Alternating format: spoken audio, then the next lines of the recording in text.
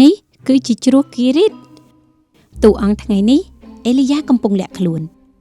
តើគាត់លេងបិទពួនមែនទេគាត់មិនមែនទេអេលីយ៉ាកំពុងរត់គេចពីអូហាប់ពីព្រោះក្រោយពីការបានស្ដាប់ទំនាយរបស់អេលីយ៉ានោះអូហាប់បានធ្វើឲ្យគាត់មើលទៅគួរឲ្យខ្លាចណាស់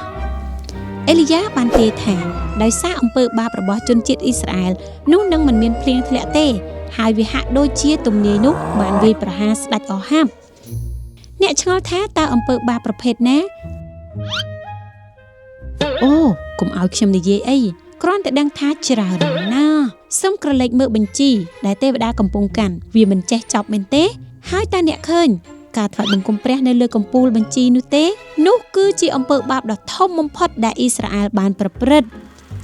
អូហាប់លេងដៃព្រះហើយទៅចាប់ដៃព្រះបាទជំនួសតើព្រះនឹងសោកស្ដាយយ៉ាងណាដែលមើលទៅគាត់ម្យ៉ាងទៀតអូហាប់បានរៀបការជាមួយនឹងយេសេបិលជាកូនស្រីរបស់បូជាចារ្យព្រះបាល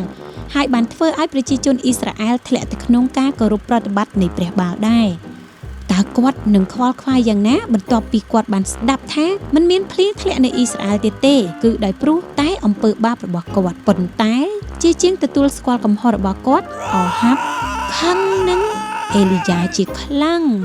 បើអូហាប់ទទួលស្គាល់អំពើកំហុសឆ្គងរបស់គាត់ហើយប្រែចិត្តដូច្នេះព្រះនឹងស្ម័គ្រចិត្តអត់ទោសដល់អូហាប់មែនទេប៉ុន្តែដូចដែលអ្នកឃើញអូហាប់គឺ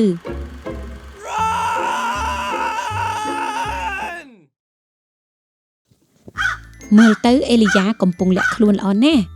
អ្នកមិនអាចរកឃើញដានរបស់គាត់ទេខ្ញុំត្រូវតែធ្វើអ្វីមួយខ្ញុំនឹងទៅសួរសត្វក្អែកនៅទីនោះសួស្ដីក្អែកតើអ្នកបានឃើញអេលីយ៉ាទេអ្នកមិនឃើញទេប៉ុន្តែហេតុអ្វីបានជាអ្នកបែកញើសច្រើនមើលទៅអៀនខ្មាស់ពួកគេមើលជុំវិញហើយព្យាយាមចាក់ចេញអូមានក្លិនត្រីហើយមើលទៅសត្វក្អែកកំពុងកាន់ថង់ពណ៌សនៅចំពោះរបស់ពួកគេតើនោះគឺជាអ្វីនៅលើផែនដីវាមិនមែនដូចជាក្អែកដែលមានការងារដឹកជញ្ជូនឬអ្វីនោះទេប្រកាសជាមានអ្វីកើតឡើងនៅទីនោះខ្ញុំគិតថាខ្ញុំគួរតែដើរតាមសត្វក្អែកអាយ៉ាពិតជាអេលីយ៉ាមែនសួស្ដីអេលីយ៉ាអូអ្នកមិនចាំបាច់លាក់ទេ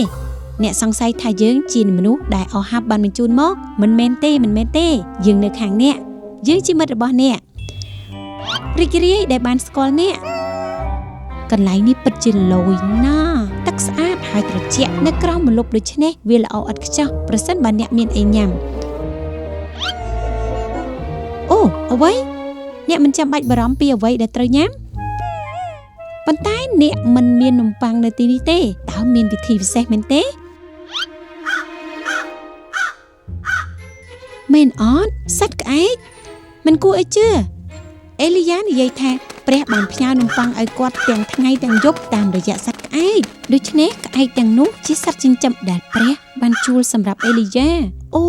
បាក់សីដឹកជញ្ជូនឯកជនលយណាស់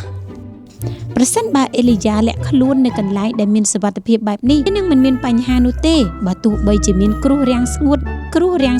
អូខ្ញុំភ្លេចអំពីរឿងនោះតើយើងគួរធ្វើអ្វីប្រសិនបើមានគ្រោះរាំងស្ងួតដើមឈើសម្រាប់លាក់អេលីយ៉ាជ្រោះដ៏ត្រជាក់ដើម្បីបង្ការការស្រេកឃ្លានរបស់អេលីយ៉ានឹងរីងស្ងួតអញ្ចឹងកន្លែងនេះមិនមានសុវត្ថិភាពទៀតទេតើនោះគឺជាអ្វីអ្នកនឹងមិនចាំបាច់បារម្ភទេអញ្ចឹងតើមានវិធីពិសេសសម្រាប់មួយនេះមែនទេតើនោះជាអ្វីដែលអ្នកត្រូវធ្វើគឺគ្រាន់តែធ្វើតាមវ៉ាវអេលីយ៉ាយើងបានរៀនពីអ្វីមួយដែលសំខាន់នៅថ្ងៃនេះយើងបានរៀនសេចក្តីពិតថាបើយើងដើរតាមផ្លូវដែលព្រះបានប្រាប់ឲ្យយើងទៅដោយសេចក្តីជំនឿនោះយើងនឹងជួបទឹកជីវិតដែលមិនចេះរីងស្ងួតដូច្នេះវានឹងមិនមានបញ្ហាឡើយបើទោះបីជាទឹកហូរស្ងួតក៏ដោយព្រោះទោះបីជាទឹកទាំងអស់នៅក្នុងដីនេះរីងក៏ដោយក៏យើងមានទឹកជីវិតដែលមិនចេះរីងស្ងួតដែរតើមែនទេអេលីយ៉ា